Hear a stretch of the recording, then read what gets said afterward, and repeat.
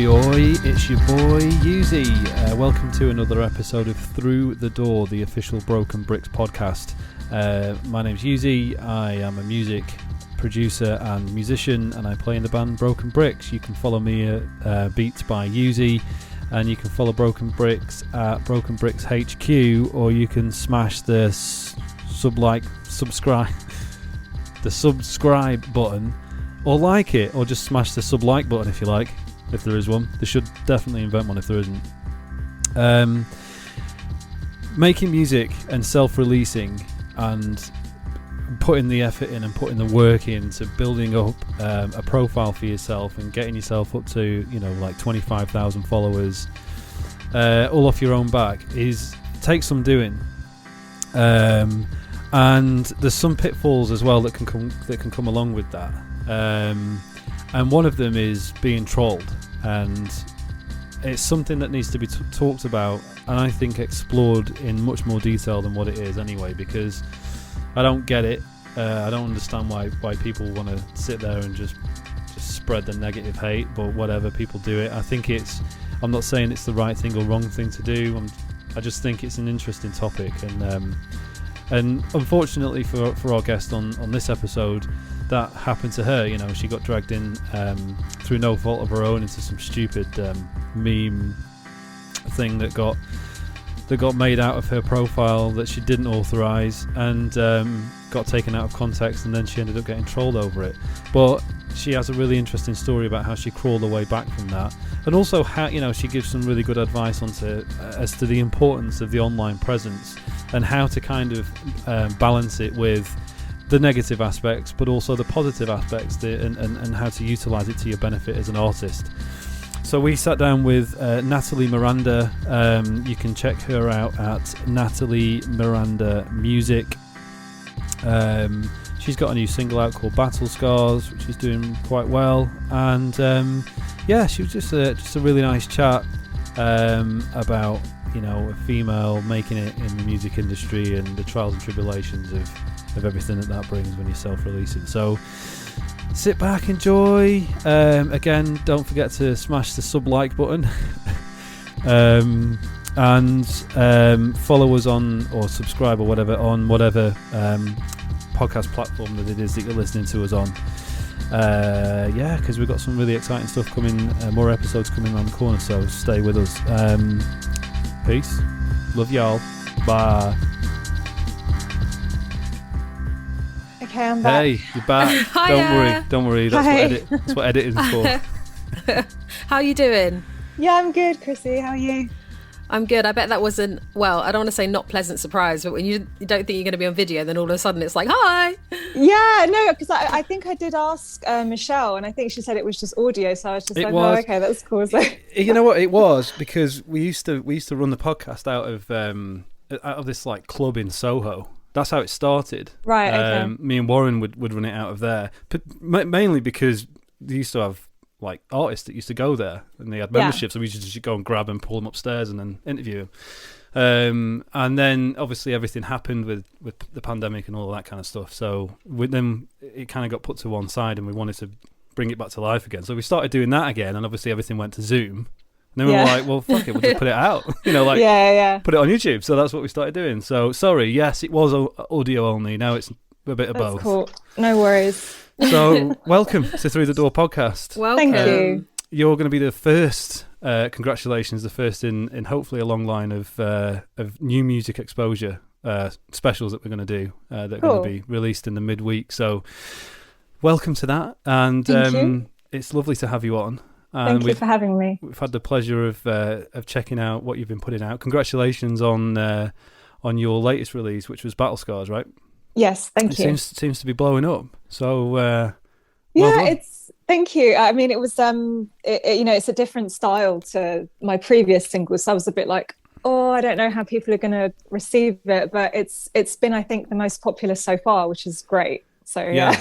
I mean, that is a passionate song. Thank you. To say the least. So where are you coming at from? Obviously, the as you just said there, there's a genre shift, or you seem to be more genre spanning, which I'm a big fan of. I much prefer that. I don't like really being pigeonholed If you listen to our music at Broken Bricks, it's very much that way. You know, it kind of goes from one end of the spectrum to the other. Okay. But do you have like a core place that you're coming from? Because when I heard Catch-22, certainly like from a vocal range standpoint, it made me think of like Anthony the Johnsons, or somewhere from the more kind of in that vein. Whereas the Battle Scars was more kind of like rock, yes. you know. So yeah, is there like a main vein of like influence that you're coming from, or are you kind of just like throwing it out there for every tune that you do?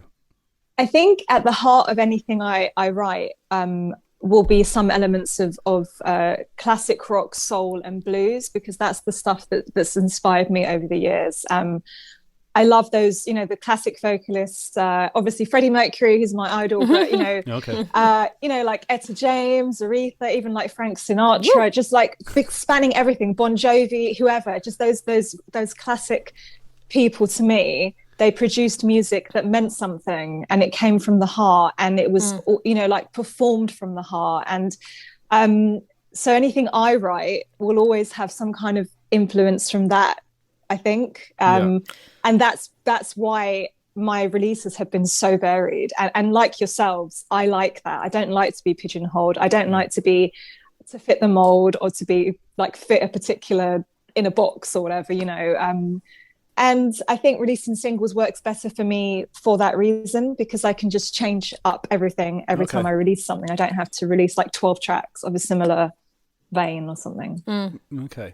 Yeah, you can massively hear that influence in your voice as well, as far as, you know, I love Etta James, I love everything blues, everything soul. When you just hear someone sing and you're like, oh, that's delicious, you know, because you can feel the heart in it. And I love when I've been watching you sing, watching your videos and stuff, even the passion you can see it in your face when you're singing, you know. You're not someone to sort of top line and just go la la la. You're like, no. You know, you really go for it. You really go for it. Yeah, and it's refreshing. Me, yeah. Thank you. So where do you come from? Because your vocal range is quite broad, right? You seem to have that, kind of similar to Chrissy, actually. She's got this ability to be able to kind of multi-track with lots of different range, so that you've got that real sort of female bass tonal range. Yes. But also the ability to kind of hike it up high. So is that coming from, is that just a natural place for you to sit, or is that, have you know, gone to lessons to invest in being able to do that? It's a natural thing, actually. I mean, a lot of people, when they first hear me, will think, they'll go, oh wow, it's so nice to hear an alto. I'm like, no, that's not how it works. I just happen to I'm just able to do certain things down there, I'm able to do certain things up there, and I just enjoy experimenting with the different shades of my voice. That's all it is. But I do like to kind of shock people sometimes when they hear the deeper part of my voice. They're just like, I don't understand how that's coming from you. Which is cool, right? Because it's important to stand out in some sort of way. I think so. And I think, I mean, I've had you know, I've heard it all. I've heard people say, you sound like a guy, you sound like a bloke. I'm like, I wouldn't go that far. Unless, like I said, like Anthony the Johnsons, but he's transgender, right? And does have a very effeminate voice. For what he was a guy, he's now transgender and is now female. So it's a difficult one to kind of pin on. But I'd certainly say that it, you know, you have that. Have you ever listened to Anthony the Johnsons much? No, I have heard of them, but I'm not really familiar with them. Yeah, you should check it out, because it's kind of like, it just took me straight to that place, and I thought, oh, that's quite interesting. But then listening to the Battle Scars, it's like, oh, okay, there's a whole different vocal range going on. Right, that's interesting too.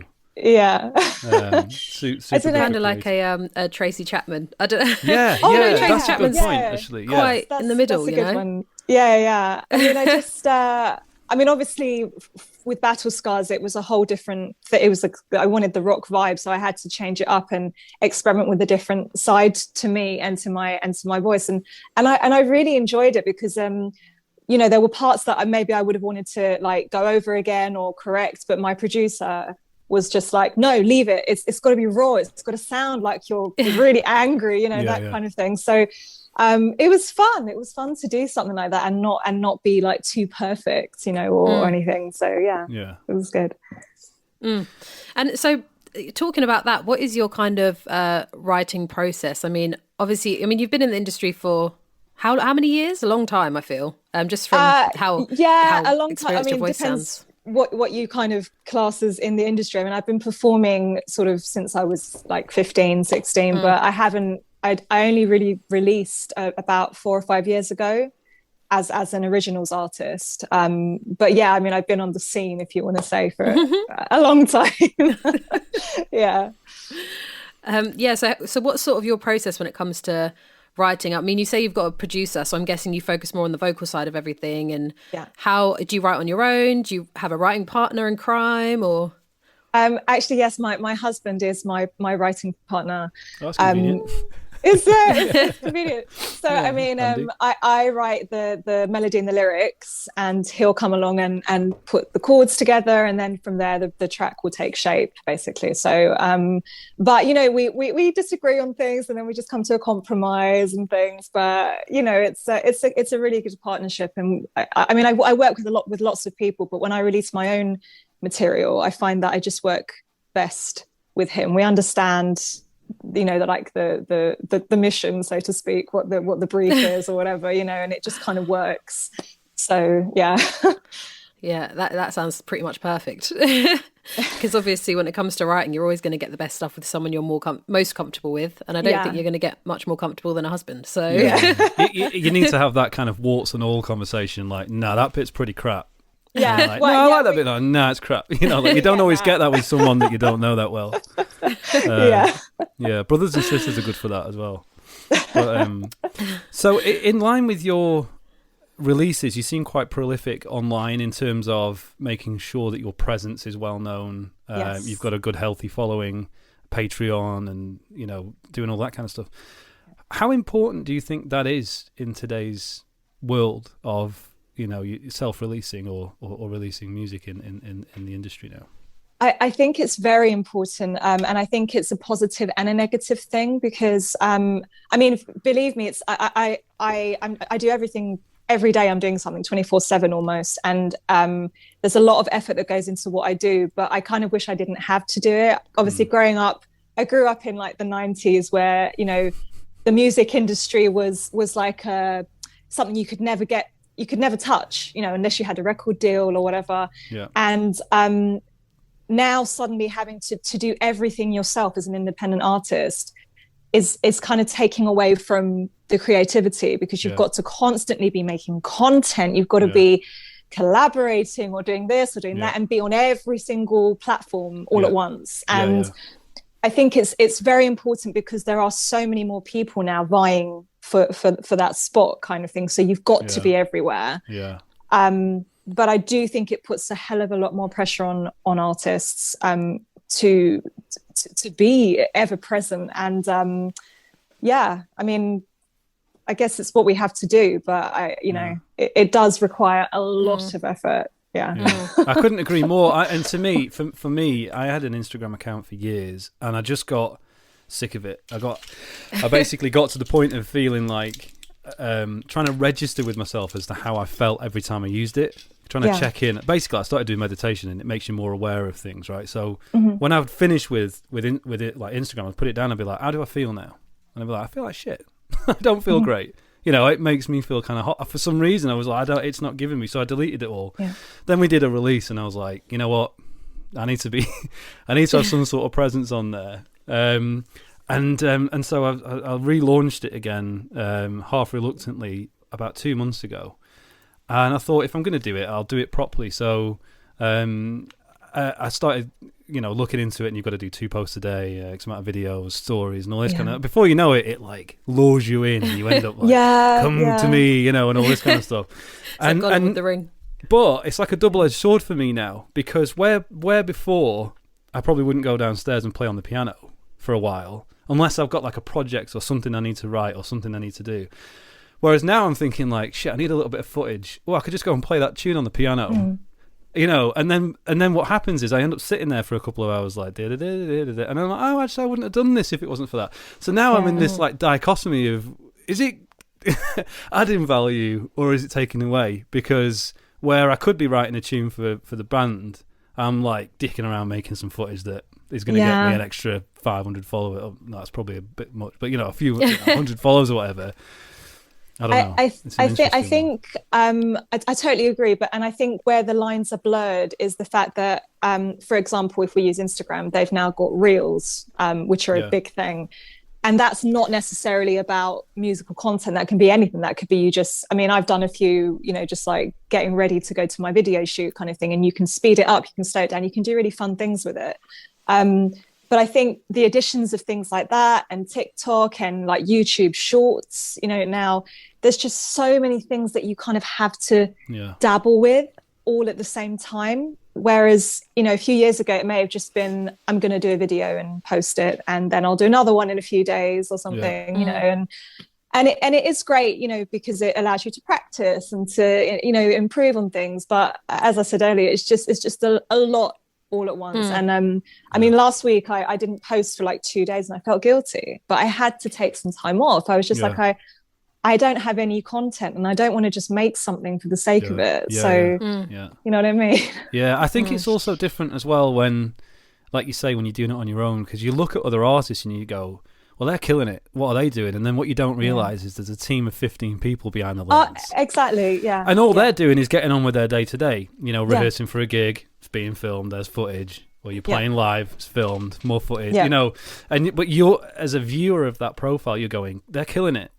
What am I doing wrong? I need to up my game, but you're just on your own, right? Yeah. Filming all this stuff and editing, and you got to edit it and put it all together and send it out. So it's always interesting talking to people that are in different stages of, releasing. We've had people on that have, that have released in the 90s and gone through all that process, and now they're still releasing now, and they're just like saying the same thing, on the one hand, you've got all these tools to your disposal. But on the other hand, so does everybody else. Exactly. And so you kind of like, you're in this myriad of artists, and how do you stand out? And so I think, it's an interesting topic. It's an interesting, and also, how do you monetize it? How do you make money? Well, that's the thing. I obviously, all gigs got cancelled last year, so I kind of had to turn to live streaming, as we all have, and I wasn't monetizing until I joined Stage It, just at the end of January. It's a great platform which I'd never heard of, and I've not heard of it. So you're educating us now. Tell us all about it. I wrote stageit.com. Okay, so it's basically another platform, and you sign up for free. It's super simple to sign up and create a profile, and you can live stream, and people pay to watch you. So how it works is that you set, or what I would recommend is that you set a pay what you can rate. Yeah. So people can pay as little as 10 cents to watch you, basically. And then they can tip you as well, which is even better, and I've been on there since the end of January, and I've grown a nice little following. I've got like 100 followers on there, and they come to, I gig twice a week on Stage It. Okay. And they pretty much all come to every single show. And they tip, and the best thing about it is that it's a great place to meet other artists as well. Like there's no kind of competition with each other. There's none of this like cliquiness or jealousy or anything. It's all about just encouraging each other, and the audience are not there to troll you or anything like that. They just want to hear music. Yeah. And I love it, and it's been a great way to monetize and earn something, during these periods. But honestly, I will still use it. I'm not going to stop using it. I love it, and it's What days do you perform? Kept that one quiet. I perform Mondays at 8:45 p.m. and Fridays at 11:45 p.m. to try and get like the American kind of contingent. Just a bit later. Yeah. And how do people get access to that to watch you? Yeah, so again, it's going to sound complicated, but it's really easy. They just create an account, again, which is free. Okay. And you can also do that through Facebook. You can use your Facebook profile. But if they want to access the gigs, they have to top up their account at least $5, which is the equivalent of 50 Stage It notes. They have like a little currency thing going on. Okay. But it sounds really complicated, but it's not. Basically, if you top up your accounts to $5, you can then pay, as I said, as little as 10 cents to see 50 artists in a day if you want to. That's cool. Sorry if the maths is wrong. No, don't worry. I would never notice. I'm so bad. But basically, it works out. Once they've got that account, it's super simple. And as an artist, you also get 10 free invitations per show. Yeah. So if someone's like, I want to check it out, you just invite them for free, and then you can take it from there. Very cool. Oh, that's cool. Very cool. Yeah. Well, I was going to, obviously, especially with the last year with coronavirus, with everything going on, it's been a crazy year, but it's nice to hear that you've been able to sort of find an outlet. As far, I was going to ask how it is. Obviously, you can't really gig or anything, but I mean, this must be like a lovely, what's the word? Like shine in the sky. I can't think of the right phrase. Silver lining. A silver lining, yeah. You're welcome. I mean, it is. It has been great. I mean, I've been live streaming on like Instagram since last September, and only on stage it since January. But live streaming is great, and I've been able to reach a whole new audience, which I would never have been able to do just by gigging in like central London kind of thing. But it can't replace being on a stage and having that energy of your bandmates and the audience. So, while it's great, I still feel kind of weird just singing to my laptop. I was just going to say, I was going to say, so presumably, well, first of all, you wouldn't have the whole band on this thing, would you? Or do you take them? No. I use backing tracks. Yeah. Okay. So you're just using your stems that you recorded with and taking the vocal out, presumably, or something like that. Okay. And there's no way of having people kind of remote in. So if you've got other musicians, they can remote in on the same session and then it can go out live, or is that? It sounds a bit technically. There is. My friends have done it. I have a friend who's a violinist and a pianist, and they tried it, but there was a lot of technical issues and delays and things like that. So as yet, that particular thing hasn't been perfected. But, we tried it right at the beginning of lockdown. I started looking into it. Me and Warren tried it. Chrissy, I don't know if you know this. Yeah, apparently I didn't get that phone call, so we'll talk about that later. No, we were trying software out to see which one would work, and then we were going to go, let's jump on and do it. And it was this like collaboration software, but we didn't know that anyone can just jump in at any time that's got it, right? So we're on there trying to figure it out, and then all of a sudden this dude just comes in and is like, "Hi guys." When I'm like, "Who's this guy?" And it was all like out of sync, and we just ended up rolling around laughing at the end of it because it was just so bad. But yeah. But, bless him. Hope he had a good time. Yeah. Sorry, I forgot to say about that. It's like I had a great jam on Friday. Oh my gosh. Well, I was having a little read of an interview you did a little while back, and there was something in there which really cracked me up, and it was about a story you told about when you were gigging and an A&R guy like sort of got your attention. He was like, really like your music, talking to you, and you're like excited, and then he was basically saying that well, I think you know where I'm going with this story. Yeah. Like well, do you want to tell the story? I don't, spoiler alert. Yeah, sure. I mean, but so I got this. I mean, this was 10 years or so ago, and I got scouted by a Universal person. Oh, that's my house phone ringing. Just ignore that. And I was like, wow, it's great. This is going to be it, And he was like, love your stuff, love your voice. However, your backstory is really boring. I was like, how so? And he was like, well, you're educated and you come from a good family, a good stable family. And I was like, yeah, I don't quite understand where this is heading. And he was like, listen, we'll get some PR people together, we'll come up, we'll just make something up about like your background, and I was like, that's not really going to work, I'm afraid. Like, I'm lucky enough to have had a good childhood, and I'm lucky enough to had a good education or whatever. That's just how I was raised. It doesn't make me good or bad. It's just my story. People need drama. That's crazy. That's crazy. And like, he came up with some mad thing. He was like, listen, I've got it. Your dad's a cabbie, right? My dad's an accountant, first of all. And some guy got into his cab, and he happened to be like a record producer, and your dad gave him a CD, and that's how you made it. And I was like, but no, that's just not going to happen. Oh my gosh. You have to call up dad and... Yeah, so I was like, you have to call up dad to get him to change his job. Oh my gosh. I'm nicking that backstory though, by the way. Thank you. So yeah, you'll see me in a few interviews down like, so my dad's a cabbie, and He was just like playing the music in the cab, and you do, like you just switch it up and say you're the cabbie, so that it's not too much of an obvious steal. But I don't want to be a cabbie. No offense to cabbies out there. Oh, I shouldn't. Well, you dropped yourself in it there. You dropped yourself. I'll be the cabbie then. I always do. So. I always say something ridiculous. I mean, that's a crazy story. I almost didn't believe it. I mean, I do believe it, but you just think, what? Like, how would your friends react if in a week Nathalie Miranda came out and you was this just whole different thing? I mean, I would never. I mean, actually, following that episode, I went and wrote a song that was just like a kind of in your face, I don't think so kind of thing. But like, I just couldn't believe it. I was just like, you actually expect me to lie about where I'm from and who my family is, despite the fact that my outside family will be like, oh, that's not true, or like my friends will be like, hang on a sec. It's just, I can't do it. I just can't do it. And so I said, fine, like, I'm not interested. So. There's a lot of people that would have just gone, I'll go for it, Yeah. So it's a noble thing to stick to. Yeah, we'll just keep our ears open for that story repeated, and we'll be like, no, that you're chatting nonsense. Yeah.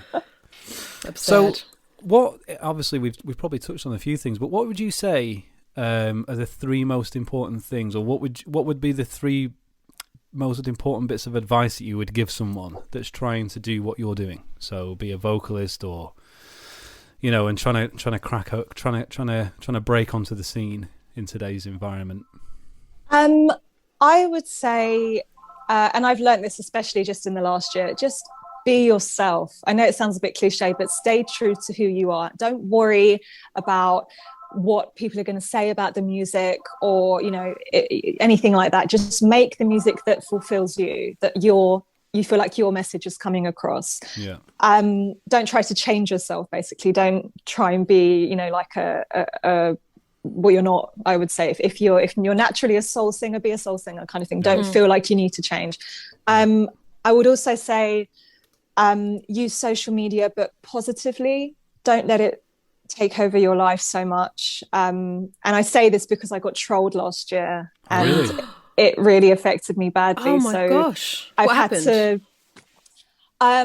I got approached by a meme page, and I honestly can't remember the name of it. I kind of blocked it out, but it's a massive meme page, and they wanted to use a compilation of my covers videos and make like a thing and put it on their page. And I was like, that's great, and they did say that they would send me the video for my approval, and they didn't, and they posted it. And what they'd done is that they'd kind of pitched me as an impersonator, which I'm not. I'm actually a terrible impersonator. Yeah. And the trolls just reared their heads, and they were saying, oh, she doesn't sound like her, or she's a terrible singer. And then they started commenting about my appearance, my weight, oh my gosh, I look tired, the color of my hair, anything, you name it, they went for it. And I've never in my entire life, not even at school, experienced that level of bullying, and it upset me so much. Like, I couldn't sing for about 4 or 5 days. I didn't post anything, but I got it removed like instantly the morning after I complained, and they removed it, and I completely disassociated myself with everything from them. I removed those covers videos. I didn't want them anywhere on my YouTube page. But from that, I gained, I still find comments upsetting, but I just block and delete now. You have to find a coping mechanism. And the fact of the matter is, I'm never going to, as an artist, you can't please everybody. They're going to be haters all the time. Yeah. They're going to be people that love what you do. So you have to accept that. You put yourself out there, basically. You have to accept that might happen, but you need to find a way of coping with it. And social media can be positive. I've made so many wonderful contacts through social media, but there is a negative side of it as well. So yeah. It makes you wonder what the motive is. I really cannot. First of all, I can't get my head around why you would do it, or what kind of person it would take to do that. Or I can't attribute that to anyone that I know. Even I can't think like Dave. Yeah, I bet he's an online troll. I can't think of. They're probably just really polite people, and then they just have to get it all out. I'm like, I don't understand. What are they getting from this? What do they gain? Yeah, I think what I learned from my experience was that the issue isn't you. It's not you that has an issue. Definitely not you. Yeah, it's them, 100%. Exactly. These people, we don't know. They might be going through certain things. We don't know, but they are taking it out in a way.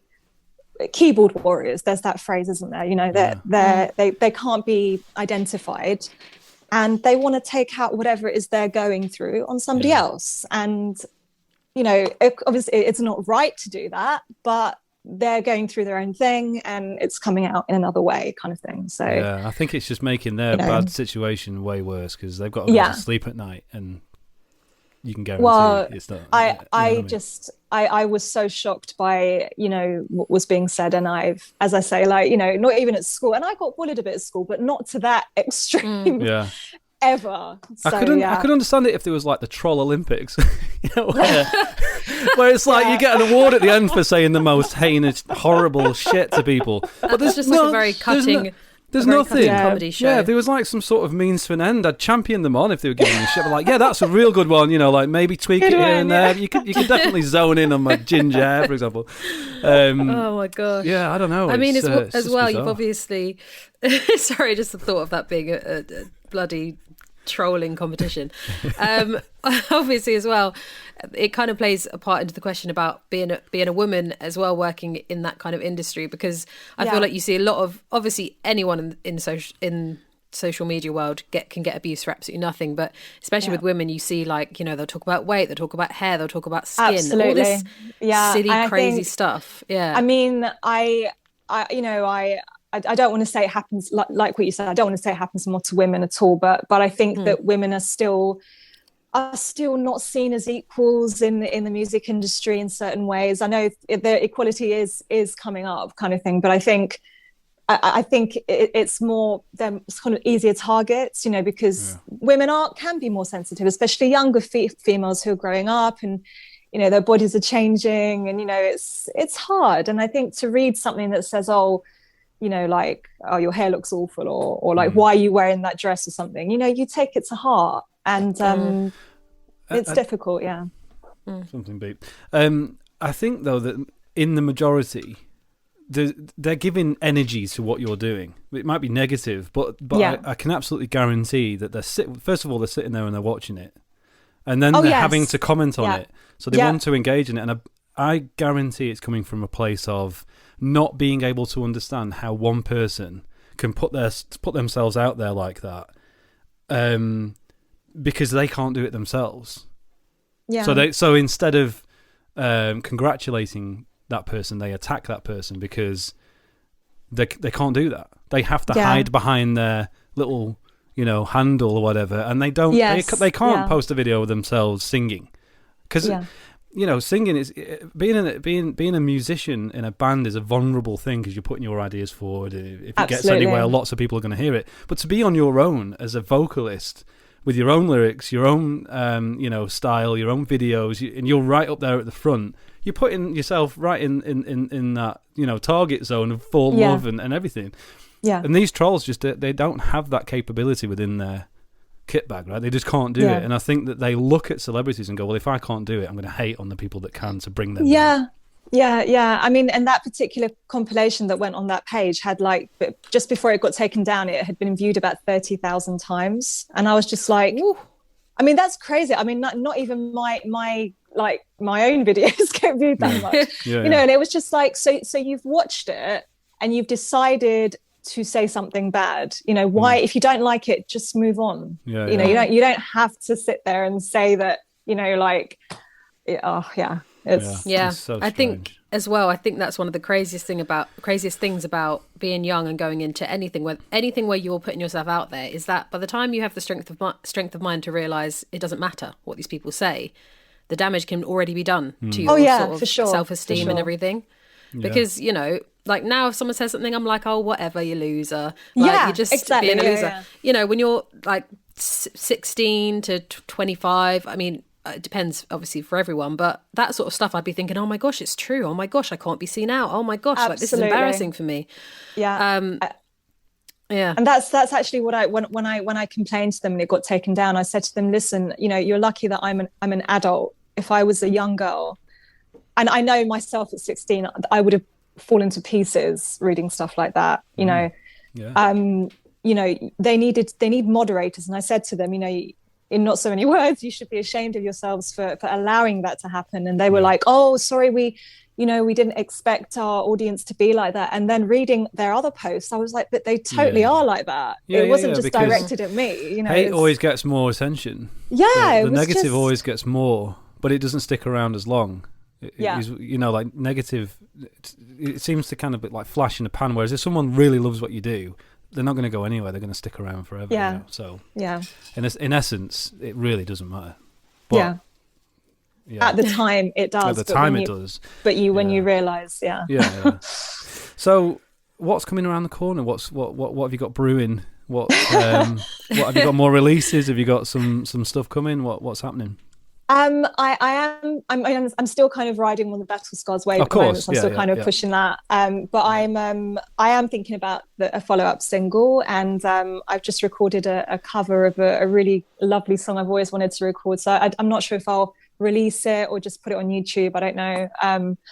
But yeah, and I'm top lining for a lot of dance producers and things like that, and featuring on them. So that's keeping me busy. But yeah, ultimately, I wanted to release at least 3 singles this year. Yeah. So under my name anyway. So I'm working on that. But it's very likely it will be completely different to Battle Scars. Nice. And also, to be fair, I was having a look at your YouTube as well. You've got such great content on there. So as far as just seeing more and more coming from you, just get on your socials, and you're popping it out every day. It's great. Yeah, I try to make the YouTube videos like I try and keep them quite short as well, like just snippets, not like whole covers, because like I know people's attention spans are a bit less than they may have been a few years ago. So yeah, but as I said earlier, it is hard to keep thinking of stuff to create. So yeah. yeah. Well, it's we funny shall though. see. But sorry, go on, Lee. I was going to say it's interesting talking to lots of different artists and all of that. Creative people have these. I mean, all that we do essentially is sit there and think of different ways that we can create. Right. Absolutely. So it's I always use the analogy. It's kind of like trying to put an octopus. You know, when you see the octopus and you're trying to put it in a corner, it just changes shape and colour and stuff, and just disappears over here and starts doing something else. That's why it's like you've got all these creative people that they've locked in houses over a pandemic, and they're like, well, I'm not just going to sit here and wallow in it. I'm going to continue to create, and it's interesting seeing what the fruits of that are. You know, it's at least a silver lining to an otherwise quite, drab affair. But I mean, I think I also had a part-time job just before the pandemic started, and I resigned in September, actually just before Catch-22 was released, and I found that I was furloughed as well, so it kind of gave me more of a reason to be super productive. So during last year, I wrote Catch-22, I released it. I learned how to play the guitar. Oh, nice. I just practiced singing every day, learning different things. So I was more productive than I've ever been due to the pandemic. So that is the silver lining for me. Like, I would never have done half the things I did if it hadn't been for being furloughed and for the pandemic. Then I made the decision to quit my day job, and I've kept that momentum. Like, I don't stop, and probably to my detriment. I need a bit of time off, but it's so important to me. It's just what I want to do, and I have to do everything I can to reach those goals, basically. Yeah, that's really cool. Yeah, and it's awesome that as well, obviously, with coronavirus, with all of this. Sorry, it sounds terrible to say it's awesome with coronavirus, because the two are totally opposite. I wouldn't go that far, but yeah. People have suffered tremendously out there. I know. I'm not, shut up, Lee. I'm obviously not downplaying that as a concept, but like you say, it gives you that kind of time, and it's been a really weird dichotomy of, it's almost like everything's been standing still. So I feel like, before all of this, when it came to creating, being in your house, you also felt almost a bit like anxious and stressed because there's a gig you didn't make that week, or there was this going on, and if I tried this harder, maybe I would have got there. Whereas with everything being a bit more still and calm, it just does give you the space to just take a step back and actually envelop yourself in creating. Absolutely. Yeah. And I think because I'm in a function band as well, and obviously everything got cancelled. And having that, I thought I was really going to miss the busy life of that, but I missed the performing and my band, but I did not miss the traveling and the faff and the, dealing with the, funny clients or whatever. And that not having that stress in my life also gave me more opportunity to work on my own stuff, which is ultimately what I want to do, So another positive to come out of a very negative year last year. So I think it put things into perspective for sure. Cool. Well, thank you so much for coming on. It's been lovely to chat to you. Yeah, and let us know when you get your next release out. We'd love to talk to you again. I will. Have a chat. Thank you. Where can the people find you? We talked a bit about it, but what's your social medias and stuff? Yeah, sure. So it's easier if they go to my website, which is nathaliemiranda.com. That's Natalie with a TH. Yeah. Everything is on there. So all the socials can be accessed via the website. And Stager is also via my website if you want to check out my Stager shows. So cool. Yeah. Awesome. Oh, and also if they sign up to my website for free, I will send a free download of Battle Scars. Oh, nice. I'll be checking that out after this conversation. But awesome. Yeah, it's been lovely chatting to you. Thanks, guys. I also feel like you hail from North London, which I do as well. So that's probably why we're so cool, unlike Lee. I'm in the Channel Islands. I'm from Lancashire. I'm a northerner. I lived in London for about 10 years or 11 years, and then I moved to Jersey in the Channel Islands. So yeah, my kids are just like, what is going on? Why do we keep moving, Dad? So yeah, I'm on a little 5 mile by 5 mile rock in the middle of the Channel Islands, just chilling out. Basically. Absolutely chilling out. But yeah, awesome. Thank you so much, Nathalie. It's been so nice chatting to you, and you're just lovely, down to earth, got a lot of insight. So thank you. Good luck with it. All right, cool. Thanks, guys. All right, guys. Thank you so much. Have a good one, yeah? All right. See you soon. Bye now. Bye. I blabbed.